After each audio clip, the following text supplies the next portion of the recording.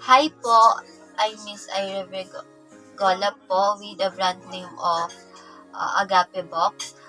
Yung message ko po sa sarili ko for the future is keep it up, always be do your best, and then kahit nahihirapan ka, gawin mo pa rin yung makakaya mo kasi yun lang naman yung tutupad sa mga pangarap mo.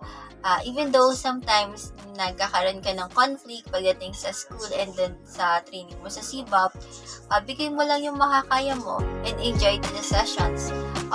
Yung bawat sessions naman po is napaka-engaging and also napaka-entertaining na kung saan hindi ka mas stress na aralin.